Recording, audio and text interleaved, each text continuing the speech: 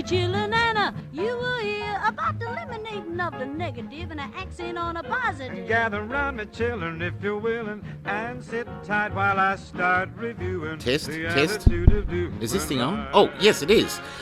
Ladies and gentlemen, welcome to the podcast, The Joyful Frugalista. And now here's your host, Serena Bird and friends. Hello, Frugalistas, and welcome. Today I have a special guest, Lauren Winzar, who is a decluttering and organising coach. Welcome. Hi, thanks for having me.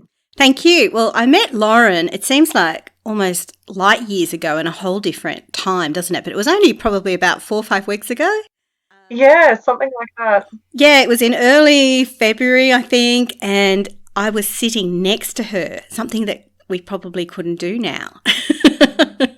No, that's right. It does feel like forever ago. We're in a whole new world. Whole new world. We were sitting there at an event, Wine de Lust Live Your Best Life series, listening to the fabulous Brie Element from C News talking, and we were all in a room together, and I was sitting next to Lauren. It was a great presentation. It was a great presentation. It was heaps of fun.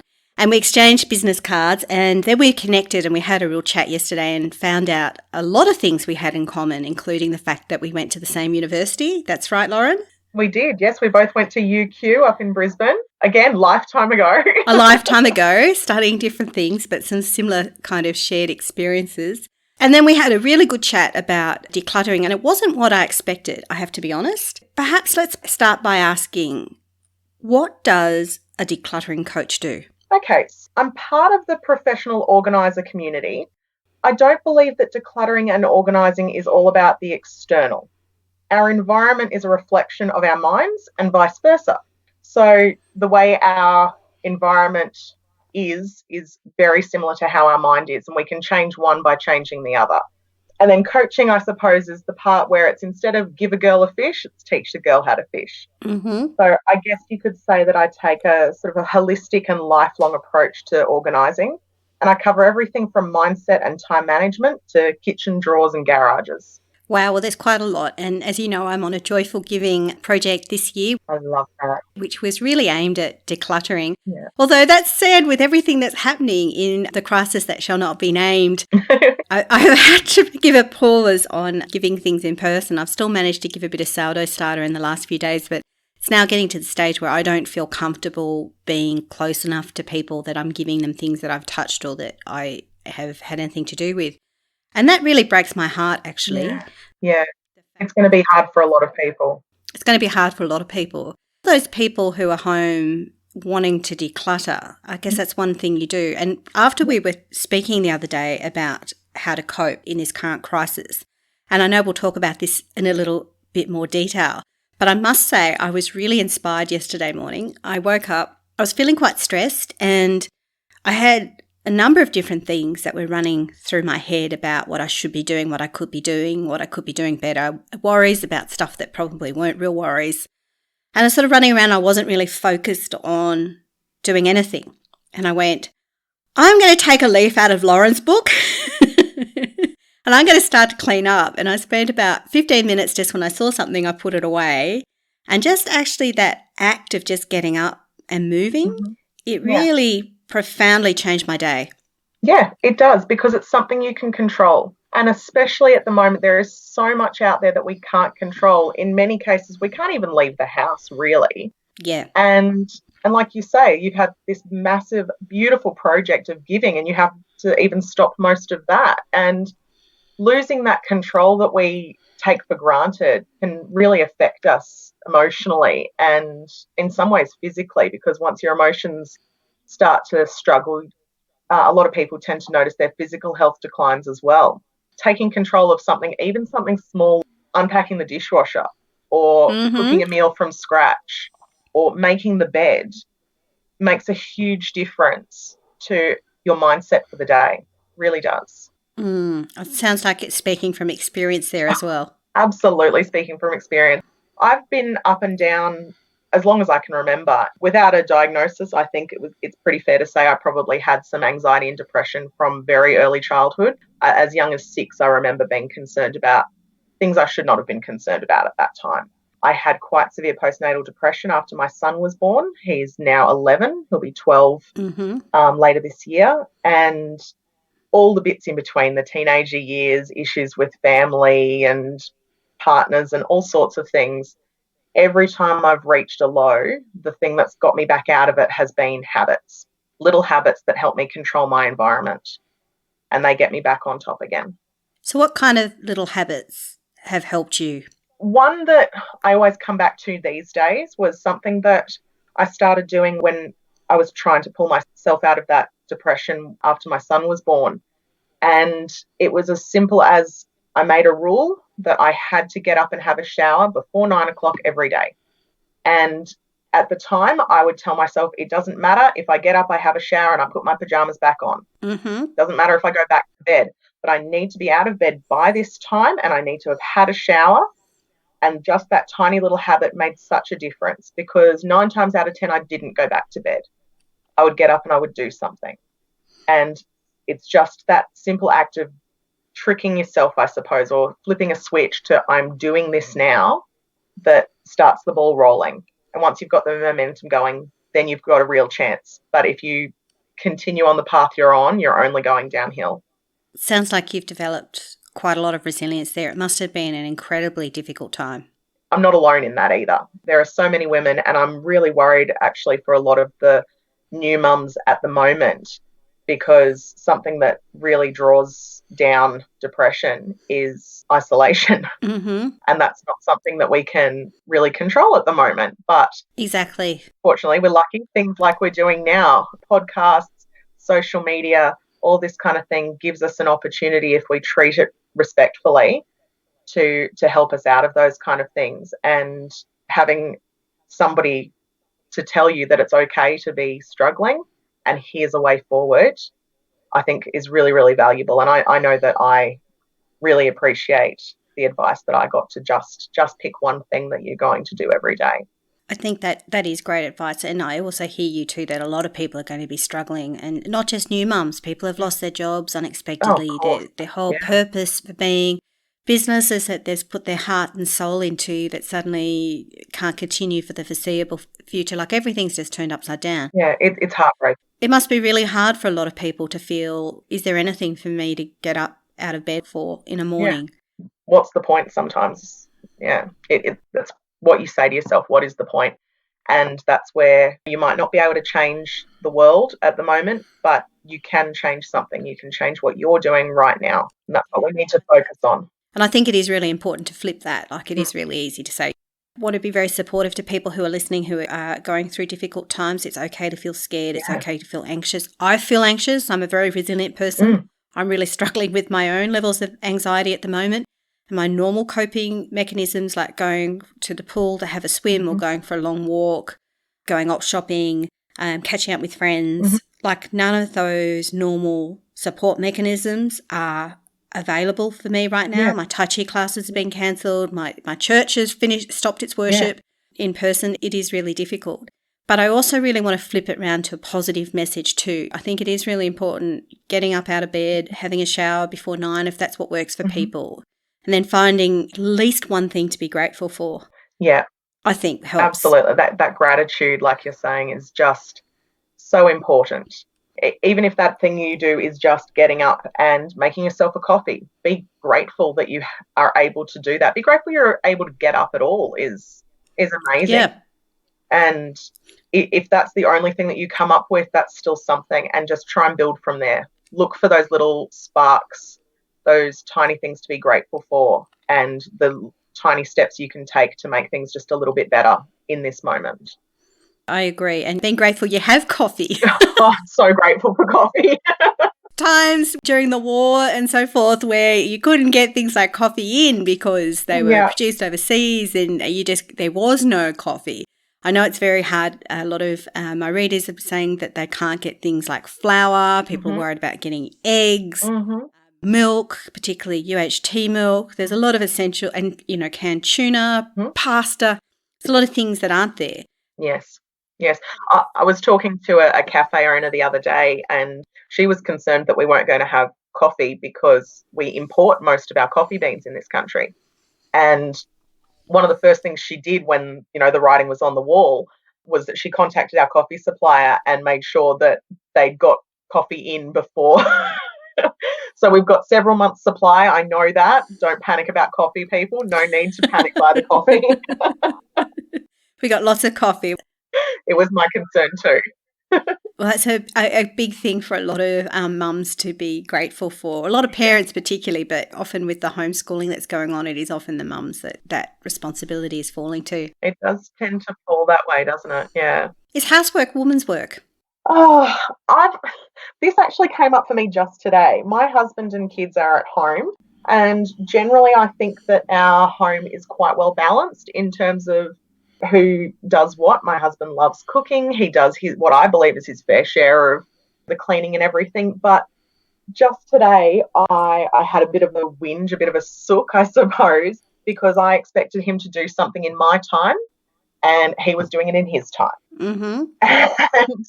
And it really struck me that even in a household like mine where it feels like a very gender balanced family, that there's still this, it was just abundantly clear that I am more practiced at this kind of stuff. I'm more efficient at the household things. And I firmly believe that needs to change and that it is changing faster now because we're all seeing that while we're locked down, that divide is more obvious. If one person is at work all the time and the other person is at home, then that person who stays at home, it's fair that they're going to do more of the household stuff. But if both people are at home equal amount of time as we are at the moment, then there's no reason for one person to be sitting down all day when somebody else is doing the work. Well, certainly not all day. Not all day. There should be much more of a divide. And I'm not trying to say that my husband's been sitting around doing nothing all day. He certainly has not. He and I have both been working and trying to help the kids with their school stuff and doing all of the things. But it just became very obvious to me that something that would take me 5 minutes might take him 25 minutes. And I think often because it seems that it's easier for the women to do, that job falls to the women. And that's not because men can't do it. It's because they're not practiced at it. Just my own little way of changing the world, I suppose. I'm going to make sure he practices a bit more. And I'm teaching my son the same thing. Well, I must say, when I was on the dating scene, it was different the second time round because I had my own kids, I had my own job, I was financially independent. I was not looking for a man that I was going to look to be his mother figure. Hell no. Yes.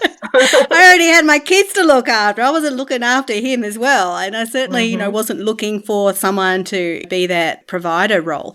And when I met my lovely husband, Neil, it was really clear from the go-get that he was someone who was just going to pitch in and do stuff. So he was living in the country. He had that attitude anyway.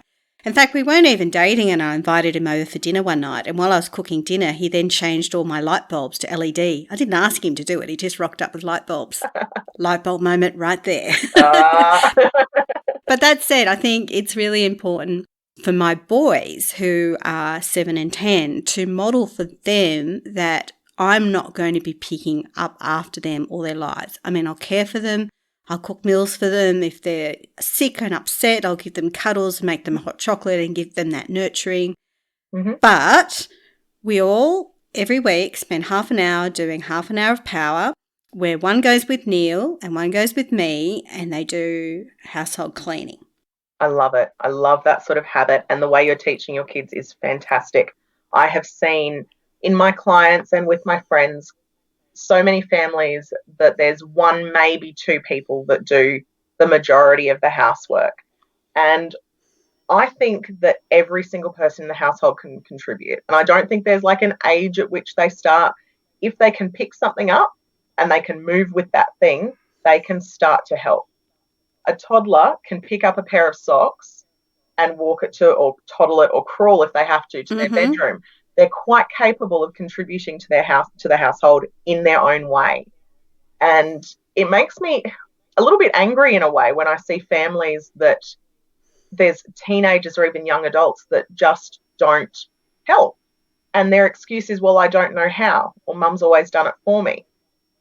there's no better time, especially right now, there is no better time to learn than right now. If you don't know how to do something, you ask. You don't leave it for somebody else.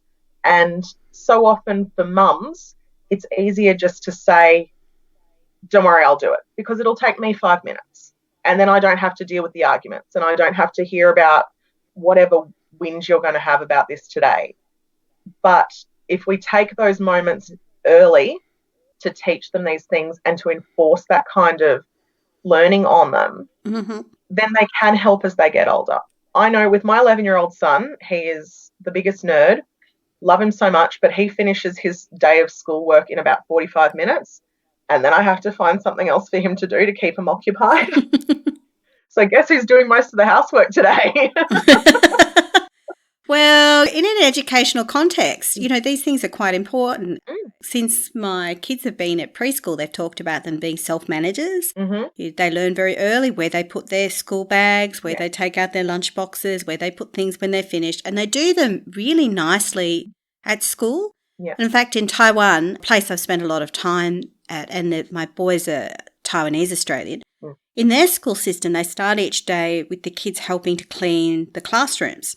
Now, the reason they do this is not so much to spend money on professional cleaning as to instill in the kids some appreciation for the school and this respect for keeping the school clean. Yes. They're all part of that. They do it as a team. And I think these things are really important as part of your education, not just expecting things to be handed to you, to be part of that process. I think so too. And you bring up respect. I think that's really important.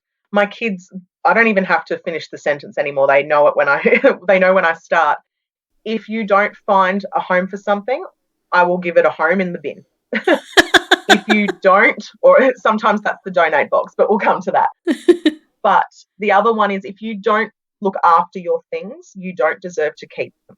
And that goes for everything from the books that you're leaving lying on the floor. If you're not looking after them, if you don't respect them enough to keep them on the shelf and to keep them tidy, they're going to get damaged. You don't deserve that. It goes for everything from those kind of things, your physical items, all the way up to your education and your friendships and your relationships. If you don't take care of something, you don't deserve to have it. You need to respect things, and that's when you show the value you have in those things, and then you deserve to keep them. That's deep. That's a spiritual level, the responsibility you have, not just to your relationships, but to your stuff as well. Yeah, you have that. You have a responsibility to keep things properly, or they're going to go to waste. And it's a real waste if they're laying around not doing anything, if they're not serving a purpose, if you're not enjoying them, they're just going to get ruined, or, somebody else could be enjoying it. Yeah, exactly. We've touched a little bit about some of the frustrations of being at home with young people and how to manage that. And I know we are both in the same boat here, and there's been a lot of funny memes floating around. I think I've seen one about mum working from home and the kids are all bound and gagged on the floor, and that's how she's managed to cope with working from home. But from a decluttering organisational coach point of view, not from a child abuse point of view, we're talking about respecting the kids here. If we want to keep them, we need to value them. Yeah, we need to value them. That's right. What are some easy to implement tips that you can give for parents going through this right now? Okay. Managing expectations. I think this is important, not just with kids, but any relationship. Managing your expectations is really important to avoid arguments and to get everything done that needs to be done. So talk to your partner, talk to your kids about what you expect of them, what you expect needs to be done in the home, and what they expect of you. It's where we have that sort of mismatch of expectations that we start to fall apart. So like I said, I had my sook this morning because I expected something of my husband and he expected it a bit differently. And if I had recognised that sooner, it wouldn't have become a problem. And it was only a problem for me. I had my sook and then I realised what I was doing and I got over it. But if I say I want the whole house cleaned, I guarantee you nothing is going to get done. But if I say I expect the dishwasher unpacked, I expect these clothes put away, and I expect your bedroom floor to be vacuumed, and then I hear what they expect of their day and what they expect of me, then we can negotiate that those things are going to get done, and then they're going to get some free time. They're going to get to play on the PlayStation, or they're going to get to jump outside on the trampoline. We can watch a movie together later, that kind of thing. And they know that part of this exchange is that they're also getting dinner tonight and they get to sleep in my house. So there's a mutual exchange of expectations there. And when everybody understands like this, it's essentially a contract that you make with every relationship you have. This is what I'm getting out of the relationship. This is what you're getting out of the relationship. And when everyone matches up and understands what's expected, you're less likely to get any sort of tension and frustration in the mix. I guess. And I think especially when we're all living on top of each other at the moment, it's really important to know what people expect and, recognise when something's amiss. Exactly, rather than waiting to the end of the day when you're tired and cranky going, what is this SHIT everywhere? I can't handle this. What's this there? You haven't communicated that the clothes or the toys need to be put away at the end of the day, and therefore it doesn't, and you get upset and they don't know why. Yeah, because when you snap like that, and I mean, I snap, I have my moments, I'm still human, but when I snap like that, the kids are going to look at me and just go, what are you talking about? Like, I've just been playing, I've just been doing my thing, and now you're yelling at me for not doing something 4 hours ago. I didn't know I was supposed to do that. Or I'd forgotten I was supposed to do that because it was clearly not that big a deal to anybody until it's too late and now it's a really big deal to mum. Yeah, exactly. And they see things differently. And one of the things that I guess I struggle with in my own decluttering journey is having that balance between free creative space for my kids where they feel that our apartment is their home and that they can feel comfortable just relaxing. But then having things in an ordered place so that it's not chaotic. So if a friend dropped around at the last minute, and this often happens to me, I'm not embarrassed to open the door. And I must say too, before we get on to answering this, we were going to record this in person. We had been hoping to meet up in person. It got rescheduled to, I think, a Facebook Messenger yesterday, and we're now recording via Skype. But part of me was a little relieved, seeing we were in homeschooling, not quite locked down, that I didn't have a decluttering and organising coach in my house. I was a little bit worried about being judgy about that. So many people assume that I'm going to be really, really judgy, and I can completely understand why, because people are kind of expecting somebody who is perfect, whose home is perfect and nothing is ever out of place. And that kind of conjures up ideas of the strictest person you can imagine. And that is definitely, that's not me. But yeah, exactly. I mean, I know some people that are a bit like that, but that's not me. That's not me naturally. That's not how my home is. And it's definitely not how I coach. I really don't think there's any such thing as naturally organised. I think it comes down to learned behaviours and learned habits. And some people are just really good at building those habits in. But my house is not perfect. My house has stuff. I keep things that might be considered useless just because I want to keep them. And I don't make my clients or my family or anyone throw away things just because there's some rule somewhere that says you have to do that you don't need it and therefore you must throw it away. I think it more comes down to just understanding what you have and making conscious choices about whether or not to keep them. So it's not about just not having stuff or having a certain number of things or meeting a particular deadline or goal. It's about being aware of what you choose to keep in your life and what you choose to let go of and why you made that decision. I'm gathering that it's about creating intentional space and being intentional about your belongings. Yeah, and not just your belongings, anything in your life. If there's it's not so much an issue at the moment because no one's been able to do anything, but if you have a regular event or meeting or something that you go to and it's not positively contributing to your life, I really don't think you should be doing that anymore. I think you have to have a really good reason for every part of your life, whoever the people who are in it. I won't go into it because it's another whole conversation, but I have certainly decluttered many people from my life. many relationships. Toxic people. Toxic people, absolutely. Several of them. And that's not easy. But once you understand, and I actually think that decluttering physical stuff helped me to work out how to do this kind of thing, the sort of mental gymnastics around it. Decluttering ideas and social expectations and relationships can be very, very freeing. It's hard to start with, but it's worth it at the other end. Well, I guess in this current crisis, it's really interesting to see how everyone's reacting, and especially on social media, sometimes it can get overwhelming. Like a lot of people are very positive, very resilient. They're sending out funny memes and funny things.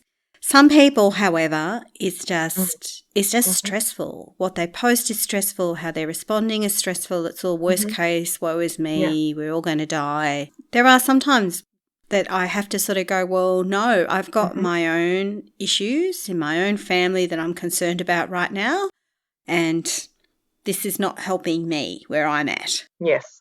Yeah, one of my gorgeous, very close friends said to me many, many, many, many years ago when I was struggling with somebody else's BS, not my circus, not my monkeys.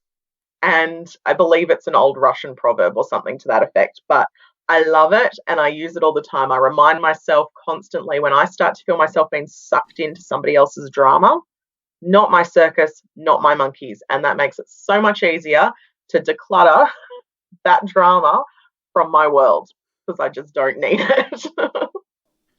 Fair enough. Now, do you have a quick decluttering hack? A decluttering hack, of course. Okay.